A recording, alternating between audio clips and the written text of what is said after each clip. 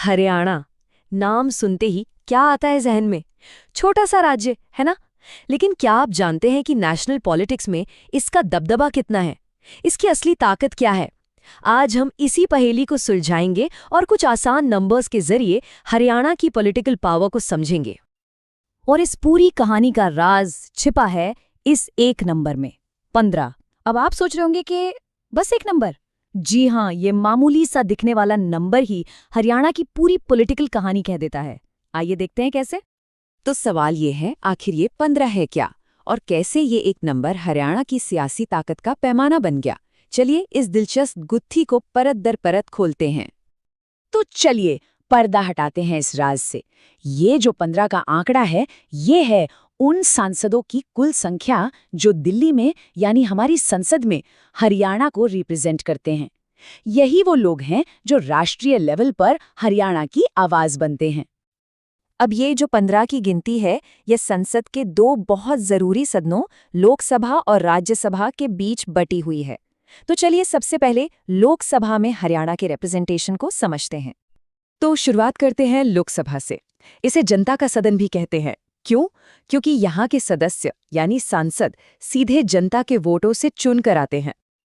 देखिए सफर कितना दिलचस्प रहा है। जब 1966 में हरियाणा बना तब लोकसभा में सिर्फ 7 सीटें थीं। फिर 1976 में ये बढ़कर 10 हो गईं और कहानी यहीं खत्म नहीं होती।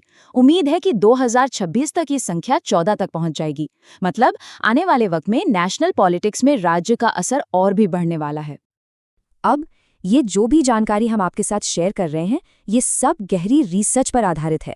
हमारी पूरी कोशिश यही रहती है कि आप तक सबसे सटीक और भरोसेमंद फैक्ट्स पहुंचे ताकि आप इस पूरे मुद्दे को ठीक से समझ सकें। तो ये हैं वो चेहरे जो फिलहाल लोकसभा में हरियाणा की तरफ से अपनी बात रख रहे हैं।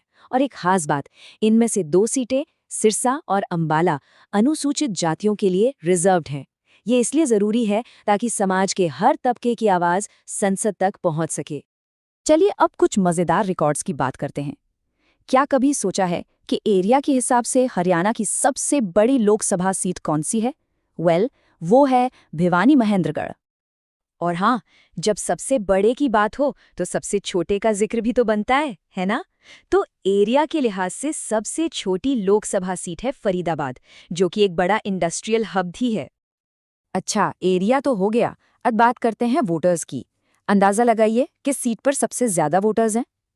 बिल्कुल सही, ये है गुरुग्राम, जो कि हरियाणा का कॉर्पोरेट और आईटी कैपिटल भी है। और अब एक ऐसा रिकॉर्ड जो इलेक्शन की गहमा-गहमी को दिखाता है। हरियाणा के इतिहास में जीत का सबसे बड़ा अंतर, मतलब सबसे बड़ी विक्ट्री मार्जिन, रोहतक में दर्ज की गई थी। ये वाकई एक बहुत बड़ी कामयाबी है। तो ये तो थी लोकसभा की कहानी। अब चलते हैं संसद के दूसरे और ऊपरी सदन की तरफ, यानी राज्यसभा, जिसे काउंसिल ऑफ स्टेट्स या राज्यों की परिषद भी कहा जाता है। तो राज्यसभा में हरियाणा से कुल 5 सदस्य भेजे जाते हैं। और यहाँ एक फर्क है, इन सदस्यों को जनता सीधे नहीं चुनती, बल्कि राज्य के जो विधायक होते हैं वो इन्हें चुनकर भेजते हैं। ये हैं वो 5 लोग जो इस वक्त राज्यसभा में हरियाणा की आवाज बने हुए हैं। जैसा कि आप देख सकते हैं, इनमें अलग अलग पॉलिटिकल पार्टीज के मेंबर्स शामिल हैं। तो हमने नेशनल लेवल पर हरियाणा का रोल तो देख लिया।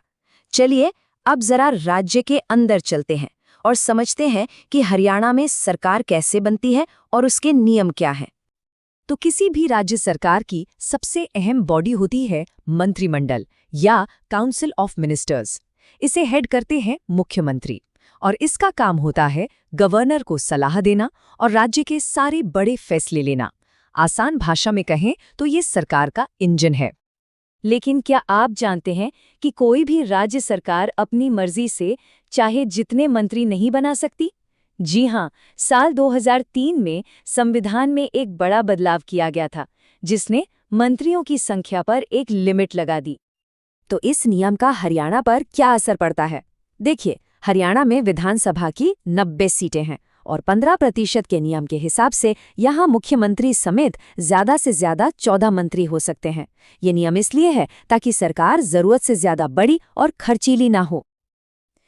तो हमने आज की पॉलिटिकल सिचुएशन तो समझ ली। चलिए अब थोड़ा पीछे चलते हैं और हरियाणा के राजनीतिक इतिहास के कुछ अहम पड़ावों और रिकॉर्ड्स पर नजर डालते हैं। और जब इतिहास की बात हो तो महिला शक्ति का जिक्र करना तो बनता है। हरियाणा से अब तक 6 महिलाएं लोकसभा के लिए चुनी गई हैं। इस सफर की शुरुआत 1977 में चंद्रावती जी ने की थी। वो हरियाणा की पहली महिला सांसद बनकर एक मिसाल बनी। तो हमने देखा कि कैसे हरियाणा की राजनीतिक ताकत समय के साथ बढ़ी है और आने वाले वक्त में इसके और बढ़ने की उम्मीद है। पर असली सवाल तो ये है कि हरियाणा की राजनीतिक विरासत का अगला अध्याय कौन लिखेगा? इस बढ़ती ताकत का इस्तेमाल राज्य के भविष्य को संवारने में कैसे होगा? ये वो सवाल है जिसका जवाब आने वाला वक्त ही देगा।